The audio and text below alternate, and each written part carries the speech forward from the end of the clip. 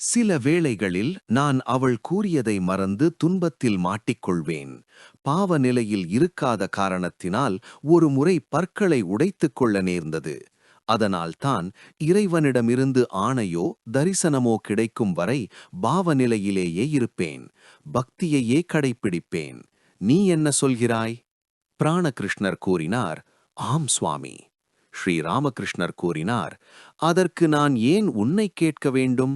என்னுள் யாரோ ஒருவர் இருக்கிறார். அவர் என்னை கொண்டு இப்படியெல்லாம் செய்விக்கிறார். சில வேளைகளில் தெய்வ நிலையும் என்னிடம் வருவதுண்டு. அந்த நேரங்களில் என்னை பூஜிக்காவிட்டால் என் மனம் அமைதி அடைவதில்லை. நான் இந்திரம். இறைவன் என்னை இயக்குபவர். அவர் எப்படி செய்விக்கிறாரோ அப்படியே செய்கிறேன். அவர் எப்படி பேசுவிக்கிறாரோ அப்படியே பேசுகிறேன். பிறவிக் கடலில் மிதக்கிறேன் நான். பேரலை அடித்தால் உயரே செல்வேன். கீழே விழும் அலையுடன் கீழே வருவேன். புயற்காற்றில் பட்ட எச்சிலிலை காற்று அடிக்கின்ற திசையில் செல்கிறது. சில நேரங்களில் பறந்து நல்ல இடங்களிலும் சில வேளைகளில் சாக்கடையிலும் விழுகிறது. நெசவாளி கூறினான், ராமரின் விருப்பப்படி கொள்ளை நடந்தது. ராமரின் விருப்பப்படியேதான் நான் போலீசாரால் கைது செய்யப்பட்டேன். ராமரின் விருப்பப்படிதான் என்னை விடுதலையும் செய்தார்கள். அனுமன் ராமரிடம், ராமா, உன்னிடம் சரணடைகிறேன், சரணடைகிறேன். உன்னுடைய திருவடி தாமரையில் எனக்கு தூய பக்தியை தருவாய். உலகத்தை மயக்கும் உனது மாயையில் நான் சிக்கி மயங்காமல் என்னை காப்பாற்றுவாய் என்று வேண்டினார். சாகும் தருவாயிலிருந்த கவளை ராமரிடம், ராமா, பாம்பு என்னை பிடிக்க வந்தால் ராமா என்னை காப்பாற்று என்று கூவுவேன். ஆனால் இப்போது ராமரின் வில் முனையாலே கிழிக்கப்பட்டு சாகப்போகிறேன். அதனால்தான் பேசாமல் இருக்கிறேன் என்றது. உன்னை நேருக்கு நேர் பார்ப்பது போல் இந்த கண்களாலேயே காட்சிகளைக் காண்பேன். இப்போது பரவச நிலையில் மட்டும்தான் காட்சிகள் வருகின்றன. இறை அனுபூதிக்குப் பிறகு சிறுவனின் இயல்பு வந்துவிடுகிறது. யார் யாரை தியானிக்கிறாரோ அவர் அவரது இயல்பை பெறுகிறார். கடவுள் குழந்தை இயல்பு படைத்தவர். குழந்தைகள் வீடு கட்டி விளையாடுவார்கள், பிறகு அதை அழிப்பார்கள், மீண்டும் கட்டுவார்கள். அதுபோல் கடவுளும் படைக்கிறார், காக்கிறார், பிறகு அழித்து விடுகிறார். குழந்தை எப்படி எந்த குணத்திற்கும் கட்டுப்பட்டதாக இல்லையோ அதேபோல் கடவுளும் சத்துவம், ரஜஸ், தமஸ் என்ற 3 குணங்களையும் கடந்தவராக விளங்குகிறார். குழந்தையின் இத்தகைய இயல்பை அடைவதற்காக பரமஹம்ச சந்நியாசிகள் 5-10 வயது சிறுவர்களை தங்களுடன் வைத்திருப்பது வழக்கம். அகர்பாராவைச் சேர்ந்த 20-22 வயது மதிக்கத்தக்க இளைஞன் ஒருவன் வந்திருந்தான். அவன் வரும்போது குருதேவருக்கு சைகை காட்டி தனி இடத்திற்கு அழைத்துச் சென்று தன் மனத்தில் உள்ளவற்றையெல்லாம் அவரிடம் கூறுவான். அவன் தரையில் உட்கார்ந்திருந்தான். ஸ்ரீ ராமகிருஷ்ணர் அந்த இளைஞனிடம் கூறினார், ஆழ்ந்த பாவனையால் இயல்பை மாற்ற முடியும். ஆண் தன்னை பெண்ணாக ஆழ்ந்து பாவனை செய்தால் படிப்படியாக காமம் முதலிய எதிரிகளிடமிருந்து விடுபட்டு விடலாம். சரியாக அவன் பெண்களைப் போலவே பழக ஆரம்பித்து விடுவான். நாடகங்களில் பெண் வேடம் இடுபவர்கள் குளிக்கும் போது பார்த்திருக்கிறேன். பெண்களைப் போல் பல் தேய்ப்பார்கள், பேசுவார்கள். நீ செவ்வாய் சனி நாட்களில் ஒரு முறை வா. பிராணகிருஷ்ணரிடம், பிரம்மமும் சக்தியும் பிரியாதவை. சக்தியை ஒப்புக்கொள்ளாவிட்டால் உலகமே பொய். நான், நீ, வீடு, சுற்றம் எல்லாமே பொய் என்றாகிவிடும். ஆத்யாசக்தி இருப்பதால்தான் உலகம் நிலைத்து நிற்கிறது. மூங்கில் தூண்களும் சட்டங்களும் இல்லை என்றால் அச்சுக்கூடு இல்லை. அச்சுக்கூடு இல்லையானால் துர்க்கையின் அழகிய சிலையை உருவாக்க முடியாது. உலகியல் எண்ணங்களைத் துறக்காமல் ஆன்மீக விழிப்பு உண்டாவதில்லை. இறை காட்சியும் கிடைப்பதில்லை. மனத்தில் உலகியல் இருக்கும்போது கபடத்தனம் இருக்கவே செய்யும். கள்ளம் கபடமற்ற எளிய இயல்பில்லாமல் இறைவனை அடைய முடியாது. மனத்தால் இறைவனை மகிழ்வுடன் நேசி. மாசெனும் கபடம் வஞ்சகம் நீக்கிடு.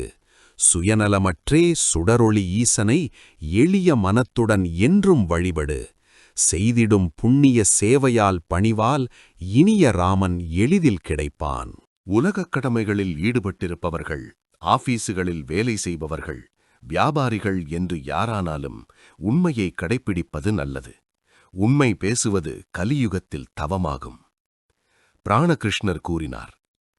அஸ்மின் தர்மே மகேஷி ஸ்யாத் சத்யவாதி ஜிதேந்திரியः பரோபகார நிரதோ நிர்விகாரः சதாசயः என்று மகா நிர்வாண தந்திரத்தில் உள்ளது.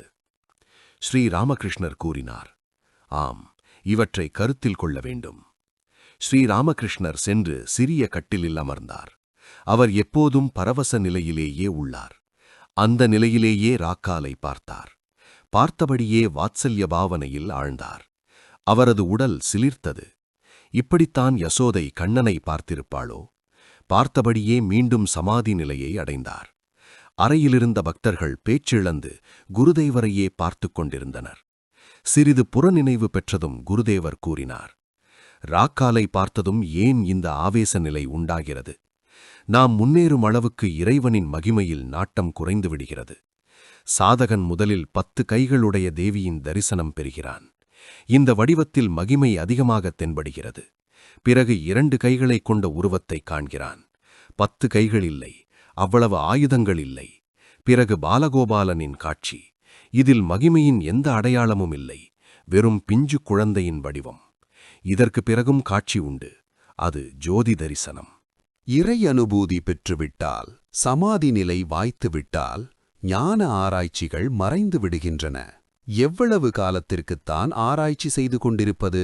பன்மை உணர்வு இருக்கின்ற வரைக்கும், உலகம், நான், நீ, மக்கள், உயிர்கள் என்ற உணர்வுகள் இருக்கின்ற வரைக்கும்தான். சரியான ஒருமை உணர்வு ஏற்பட்டதும் எல்லாம் அகன்று விடுகின்றன. திரைலங்க சுவாமி இந்த நிலையில்தான் இருந்தார். விருந்து வேளையில் கவனித்திருக்கிறாயா? முதலில் ஒரே பேச்சு, ஆரவாரம். வயிறு கொஞ்சம் கொஞ்சமாக நிறைய ஆரம்பித்ததும் ஓசை குறைந்து கொண்டே வரும். கடைசியாக தயிர்ச்சோறும் இனிப்பும் பரிமாறியதும் சுப் சுப் என்ற ஓசை மட்டுமே கேட்கிறது. வேறு பேச்சுவார்த்தை கிடையாது. பிறகு உறக்கம், அதாவது சமாதி. அப்போது எந்த ஓசையும் இல்லை. பலர் பிரம்ம ஞானத்தைப் பற்றி பேசுகிறார்கள். ஆனால் அவர்களின் மனமோ வீடு வாசல், பணம் காசு, பெயர் புகழ், புலன் இன்பம் என்று தாழ்ந்த விஷயங்களிலேயே உழல்கிறது. மான்யூமெண்டின் அடியில் நின்று கொண்டிருக்கும் வரை வண்டி, குதிரை, வெள்ளைக்காரன், வெள்ளைக்காரி எல்லாம் தெரிகிறது. உச்சியில் சென்று நின்றாலோ ஆகாயமும் சமுத்திரமும் பறந்து கிடப்பதை காணலாம். அப்போது வீடு, வண்டி, குதிரை, மனிதர்கள் எதிலும் மனம் செல்வதில்லை. எல்லாம் எறும்புகள் போல் தென்படுகின்றன.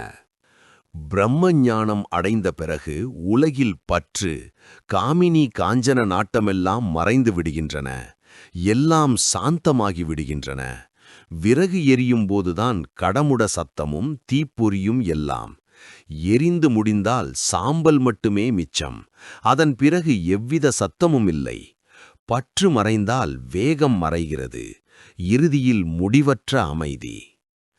இறைவனை நோக்கி நாம் அருகில் செல்கின்ற அளவிற்கு அமைதி, அமைதி, அமைதி, அமைதி, அளவற்ற அமைதி. கங்கையின் அருகில் செல்லச் செல்ல குளிர்ச்சியை உணரலாம். குளித்தால் இன்னும் நல்ல குளிர். உலகம், உயிர்கள், 24 தத்துவங்கள் எல்லாமே இறைவன் இருப்பதால்தான் இருக்கின்றன. அவரை எடுத்துவிட்டால் எதுவும் இருக்காது. ஒன்றுக்கு பக்கத்தில் பூஜ்ஜியங்கள் போடுகின்ற அளவுக்கு எண்ணிக்கை அதிகரிக்கிறது. ஆனால் அந்த ஒன்றை நீக்கிவிட்டால் பூஜ்ஜியங்களுக்கு எந்த மதிப்பும் கிடையாது. பிராணகிருஷ்ணருக்கு அருள்வதற்காக குருதேவர் தமது நிலையையே மறைமுகமாக கூறுகிறாரா என்ன? குருதேவர் தொடர்ந்தார். பிரம்ம ஞானத்திற்குப் பிறகு, சமாதி நிலைக்குப் பிறகு சிலர் அங்கிருந்து கீழே இறங்கி நான் ஞானி, நான் பக்தன் என்ற உணர்வுடன் வாழ்கிறார்கள். சந்தை கலைந்த பிறகும் சிலர் சொந்த விருப்பத்தால் அங்கே தங்குகிறார்கள் அல்லவா? அதுபோல் நாரதர் முதலானவர்கள் உலக மக்களுக்கு உபதேசிப்பதற்காக நான் பக்தன் என்ற உணர்வை வைத்துக் கொண்டனர். சங்கரர் உலகிற்கு உபதேசிப்பதற்காக நான் ஞானி என்ற உணர்வை வைத்திருந்தார். சிறிதளவு பற்றிருந்தாலும் கடவுளை பெற முடியாது. நூலின் நுனியில் ஓர் இழை பிரிந்திருந்தால் கூட அது ஊசியின் காதில் நுழையாது. இறை அனுபூவி பெற்றவனின் காமம், கோபம் முதலியவையெல்லாம் பெயரளவில்தான். எரிந்து போன கயிறு போல், பார்ப்பதற்கு கயிற்றைப் போல்தான் இருக்கும். ஊதினால் பறந்துவிடும். மனம் பற்றற்ற நிலையை அடைந்தால் இறைவனை காணலாம். தூய மனத்தில் எழுவது இறைவனின் குரலே. தூய மனமே தூய புத்தி, அதுவே தூய ஆன்மா. ஏனெனில் இறைவனைத் தவிர வேறு யாரும் தூயவர் அல்ல. கடவுளை அடைந்தால் தர்மம் அதர்மம் இரண்டையும் கடந்து செல்ல முடியும். இவ்வாறு கூறிக்கொண்டே குருதேவர் தமது இனிய குரலில் ராமபிரசாதரின் பாடலை பாடத் தொடங்கினார். மனமே வா, காளியெனும் கற்பகத்தின் கீழே, மதுர நிழல் குழுமையிலே உலவி வரச் செல்வோம். ஸ்ரீராமகிருஷ்ணர் தென்கிழக்கு வராந்தாவில் சென்று அமர்ந்தார். பிராணகிருஷ்ணர் முதலிய பக்தர்களும் பின்னாலேயே சென்றனர். ஹாஸ்ராவும் அங்கே உட்கார்ந்திருந்தார். குருதேவர் சிரித்துக்கொண்டே பிராணகிருஷ்ணரிடம் கூறினார், ஹாஸ்ரா சாதாரண ஆளல்ல. இது ஒரு பெரிய தர்கா என்றால் ஹாஸ்ரா ஒரு சிறிய தர்கா. எல்லோரும் சிரித்தனர். அப்போது நவகுமார் என்பவன் வந்து கதவருகில் நின்றான். பக்தர்களை கண்டதும் போய்விட்டான். ஓ, இவன் வடிவெடுத்தவன் என்றார் குருதேவர்.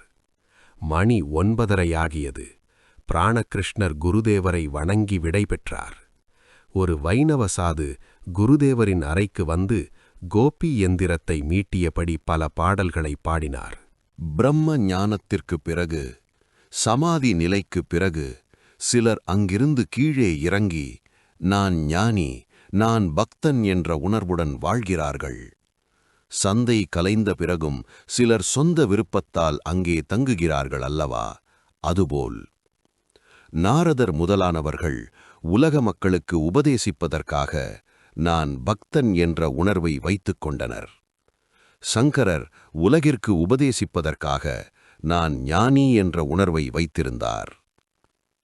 சிறிதளவு பற்று இருந்தாலும் கடவுளை பெற முடியாது. நூலின் நுனியில் ஓர் இழை பிரிந்திருந்தால் கூட அது ஊசியின் காதில் நுழையாது. இறை அனுபூதி பெற்றவனின் காமம், கோபம் முதலியவையெல்லாம் பெயரளவில்தான், எரிந்து போன கயிறு போல். பார்ப்பதற்கு கயிற்றைப் போலதான் இருக்கும், ஊதினால் பறந்துவிடும். மனம் பற்றற்ற நிலையை அடைந்தால் இறைவனை காணலாம். தூய மனத்தில் எழுவது இறைவனின் குரலே. தூய மனமே தூய புத்தி, அதுவே தூய ஆன்மா. ஏனெனில் இறைவனைத் தவிர வேறு யாரும் தூயவர் அல்ல. கடவுளை அடைந்தால் தர்மம் அதர்மம் இரண்டையும் கடந்து செல்ல முடியும். இவ்வாறு கூறிக்கொண்டே குருதேவர் தமது இனிய குரலில் ராமபிரசாதலின் பாடலை பாடத் தொடங்கினார். மனமே வா, காளியெனும் கற்பகத்தின் கீழே, மதுர நிழல் குழுமையிலே உலவி வரச் செல்வோம். ஸ்ரீராமகிருஷ்ணர் தென்கிழக்கு வராந்தாவில் சென்று அமர்ந்தார். பிராணகிருஷ்ணர் முதலிய பக்தர்களும் பின்னாலேயே சென்றனர். ஹாஸ்ராவும் அங்கே உட்கார்ந்திருந்தார். குருதேவர் சிரித்துக்கொண்டே பிராணகிருஷ்ணரிடம் கூறினார், ஹாஸ்ரா சாதாரண ஆள் அல்ல. இது ஒரு பெரிய தர்கா என்றால் ஹாஸ்ரா ஒரு சிறிய தர்கா. எல்லோரும் சிரித்தனர். அப்போது நவகுமார் என்பவன் வந்து கதவருகில் நின்றான். பக்தர்களைக் கண்டதும் போய்விட்டான். ஓ, இவன் ஆணவமே வடிவெடுத்தவன் என்றார் குருதேவர். மணி 9:30 பிராணகிருஷ்ணர் குருதேவரை வணங்கி விடை பெற்றார். ஒரு வைணவ சாது குருதேவரின் அறைக்கு வந்து கோபி எந்திரத்தை மீட்டியபடி பல பாடல்களை பாடினார். குருதேவர் பாட்டை கேட்டுக்கொண்டிருந்தார். அப்போது கேதார் சட்டர்ஜி வந்து வணங்கினார். கோட், கடிகாரம், கடிகாரத்தின் சங்கிலி என்று அலுவலக உடையுடன் வந்திருந்தார் அவர். அவர் ஒரு சிறந்த பக்தர். கோபியரின் பாவனையில் பக்தி செய்பவர். இறைவனைப் பற்றிய பேச்சு கேட்டாலே அவருடைய கண்களில் கண்ணீர் வழியும். கேதாரை பார்த்ததும் குருதேவரின் உள்ளத்தில் கிருஷ்ணரின் பிருந்தாவன நிகழ்ச்சிகள் கிளர்ந்தெழுந்தன. பிரேமையில் மூழ்கியவராய் எழுந்து நின்று கேதாரை பார்த்து பாடத் தொடங்கினார். அந்த வனமெங்கே தோழி, நீ சொல். பிருந்தாவனமெங்கே தோழி, நீ சொல். நந்த கோபாலன் எங்கே சொல். ஆசை கோபால கிருஷ்ணன் எங்கே சொல். எந்தன் காலோ நடக்கவில்லை, நில். ராதையின் பாவனையில் பாடிக்கொண்டே குருதேவர் சமாதியில் ஆழ்ந்தார். ஓவியம் போல் ஆடாமல் அசையாமல் நின்றார். அவருடைய கண்களின் ஓரங்களிலிருந்து ஆனந்தக் கண்ணீர் வழிந்து கொண்டிருந்தது. கேதார் குருதேவரை வீழ்ந்து வணங்கினார். குருதேவரின் திருவடித் தாமரைகளைப் பற்றிக் கொண்டு துதிக்கத் தொடங்கினார். ஹிருதய கமல மத்தியே நிர்விசேஷம் நிரீகம் ஹரிஹர விதிவேத்யம் யோகிபிர் தியானகம்யம் ஜனன மரண பீதிப்ரம்சி சச்சித் ஸ்வரூபம் சகல புவன பீஜம் பிரம்ம சைத்தன்யமீடே. சிறிது நேரத்திற்குப் பிறகு குருதேவர் புறநினைவு பெற்றார். கேதார் தமது சொந்த ஊராகிய ஹாலிசகரிலிருந்து கல்கத்தாவில் உள்ள தமது அலுவலகத்திற்குச் செல்வார். வழியில் குருதேவரை காண்பதற்காக காளி கோயிலுக்கு வந்திருந்தார். சிறிது நேரம் இருந்துவிட்டு கேதார் சென்றார். இவ்வாறு பக்தர்களுடன் பேசி பேசி 2 மணி ஆகிவிட்டது. ராம்லால் குருதேவருக்காக ஒரு தட்டில் காளிக்கோயில் பிரசாதம் கொண்டு வந்தார். தம் அறையில் தெற்கு முகமாக அமர்ந்தபடி குருதேவர் பிரசாதத்தை உண்டார்.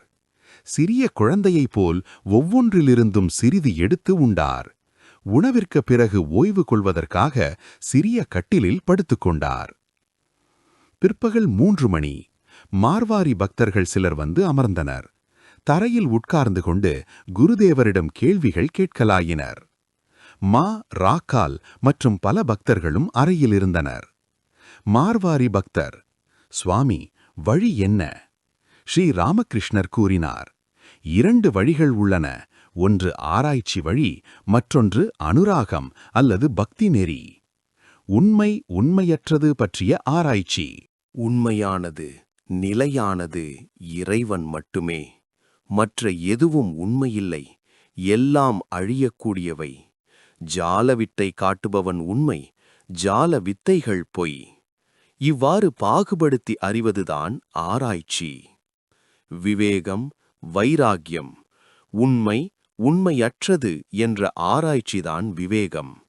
உலகப் பொருட்களிடம் ஏற்படும் வெறுப்புதான் வைராக்கியம். எடுத்த எடுப்பிலேயே இது வந்துவிடுவதில்லை, தினமும் பயிற்சி செய்ய வேண்டும்.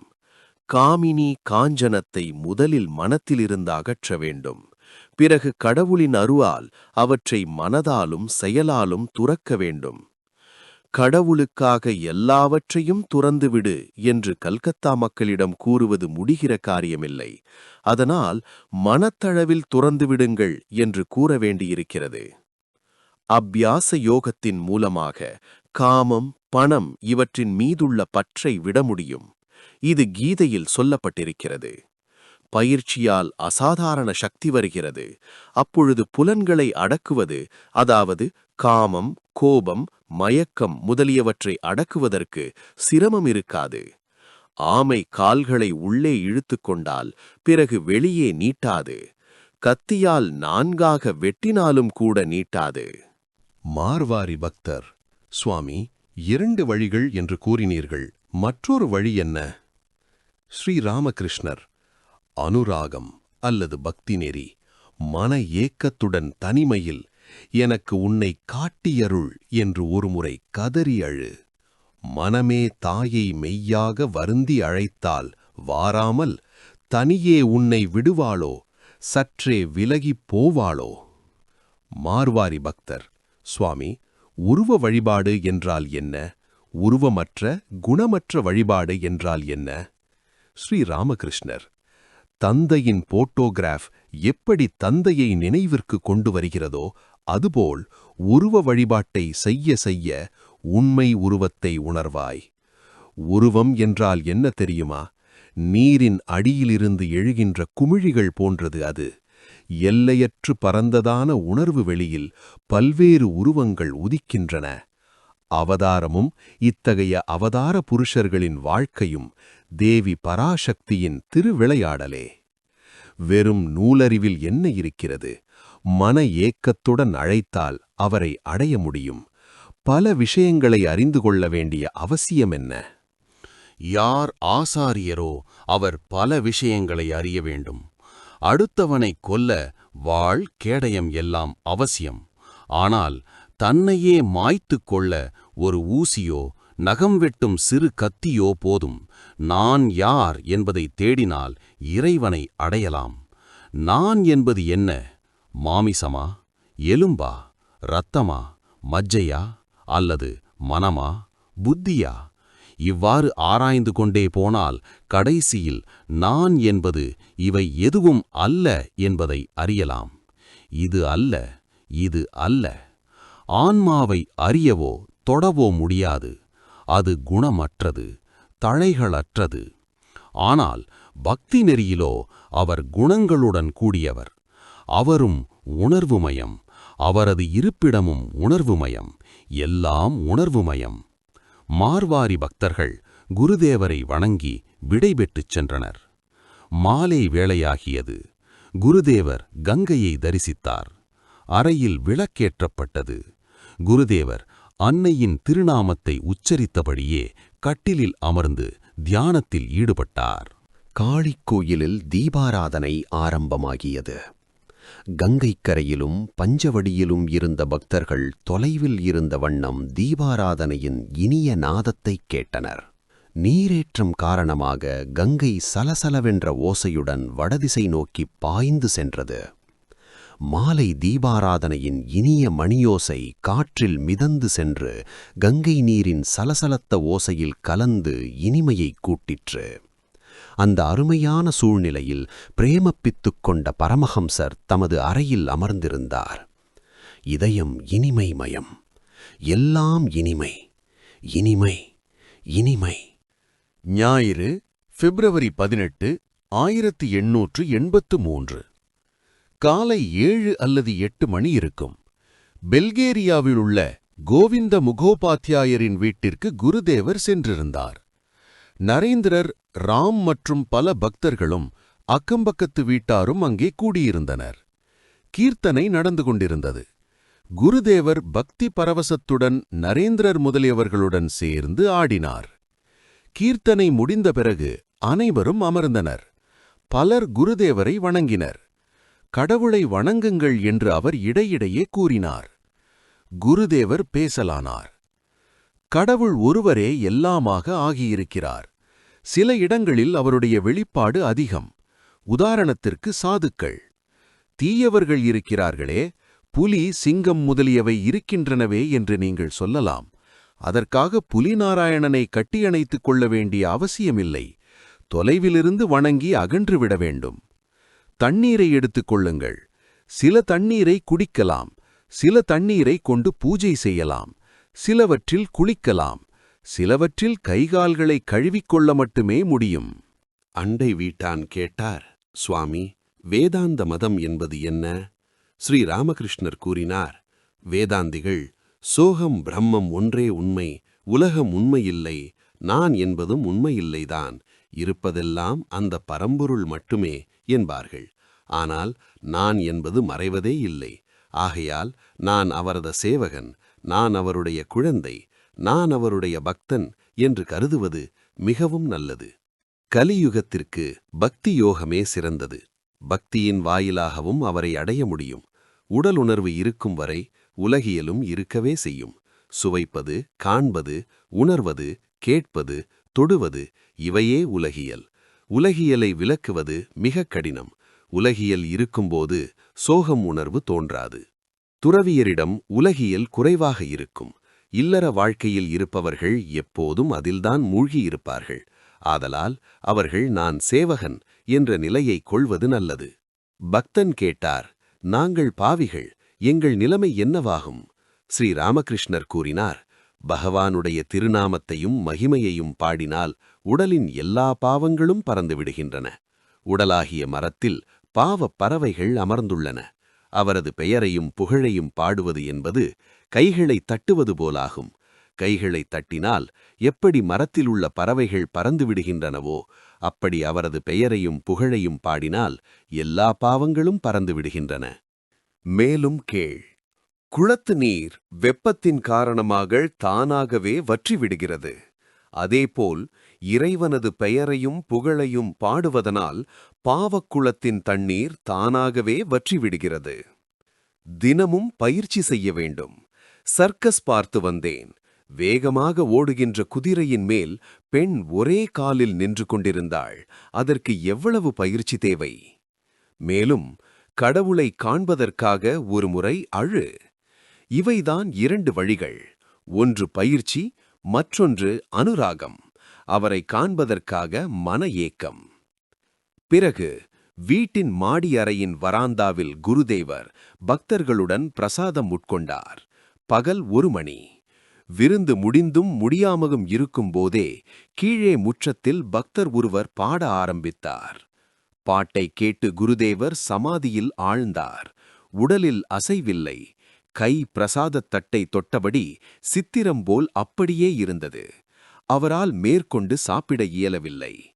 நீண்ட நேரத்திற்குப் பிறகு சமாதி நிலை சிறிது சிறிதாக கலையத் தொடங்கியது. அப்போது அவர், நான் கீழே வரவேண்டும், நான் கீழே வரவேண்டும் என்று கூறினார். ஒரு பக்தர் மிகவும் கவனமாக அவரை கீழே அழைத்துச் சென்றார்.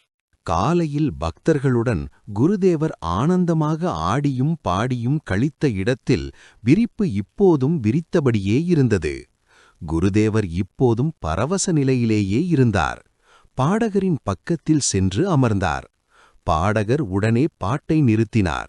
அப்போது குருதேவர் மிகவும் பணிவுடன் பாடகனிடம், ஐயா, தேவியைப் பற்றிய பாடலை இன்னொரு முறை கேட்க விரும்புகிறேன் என்றார். பாடகர் மீண்டும் பாடத் தொடங்கினார்.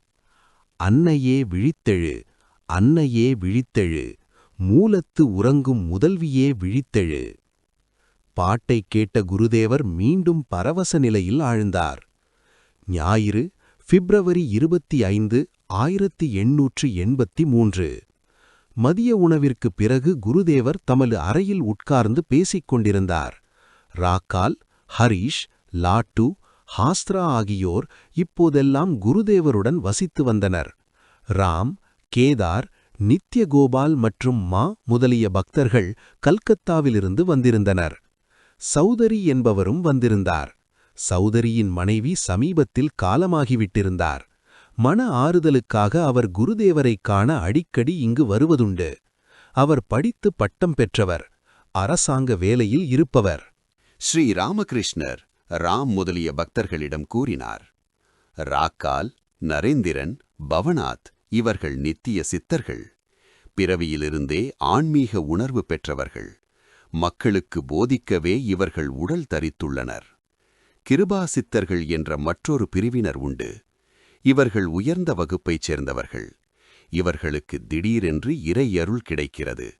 உடனே இறை காட்சி பெறுகிறார்கள், ஞானம் பெறுகிறார்கள். 1000 ஆண்டுகளாக இருள் மூடிக் கிடக்கும் அறையில் விளக்கினை எடுத்துச் சென்றால் அந்தக் கணமே இருள் அகன்று ஒளி நிறைகிறது. அதுபோன்றது இவர்கள் நிலை. சிறிது சிறிதாக வருவதில்லை. இல்லற வாழ்க்கையில் ஈடுபட்டிருப்பவர்கள் சாதனைகள் செய்வது அவசியம். தனிமையில் சென்று மன ஏக்கத்துடன் இறைவனை கூவி அழைக்க வேண்டும். சௌதரியிடம், நூலறிவினால் அவரை அடைய முடியாது. அவரது விஷயங்களை ஆராய்ந்து அறிய யாரால் முடியும்? முடியாது. எதை செய்தால் அவருடைய திருவடித் தாமரைகளில் பக்தி உண்டாகுமோ அதற்காக முயல்வதே எல்லோருக்கும் நல்லது. இறைவனுடைய மகிமை எல்லையற்றது. அதை அறிந்தவர் யார்? அவருடைய செயல்பாடுகளைத்தான் யாரால் புரிந்து கொள்ள முடியும்? பீஷ்மர் சாக்ஷாத் அஷ்டவசுக்களில் ஒருவர். அம்பு படுக்கையில் படுத்திருந்தபோது அழத் தொடங்கினார். என்ன ஆச்சரியம்! பகவான் ஸ்ரீகிருஷ்ணரே பாண்டவர்களுடன் எப்போதும் இருக்கிறார். அப்படி இருந்தும் பாண்டவர்கள் பட்ட துன்பங்களுக்கும் துயரங்களுக்கும் அளவில்லையே. கடவுளுடைய செயலை யாரால் அறிய முடியும் என்றார் அவர். ஏதோ நான் கொஞ்சம் சாதனையெல்லாம் செய்துள்ளேன், எனவே நான் ஜெயித்துவிட்டேன் என்று சிலர் நினைக்கலாம். ஆனால் ஜெயிப்பதும் தோற்பதும் இறைவனின் கையில் உள்ளது. இங்கே கங்கை கரையில் உயிரை விட வந்த விலைமகள் ஒருத்தி இறுதி வரை நினைவுடன் இருந்தே உயிரை விட்டதை நான் கண்டேன்.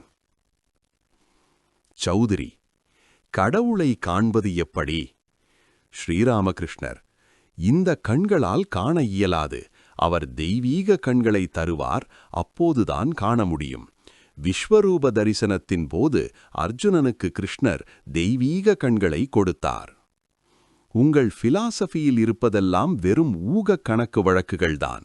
வெறுமனே ஆராய்வதுடன் சரி, இவைகளால் இறைவனை அடைய முடியாது.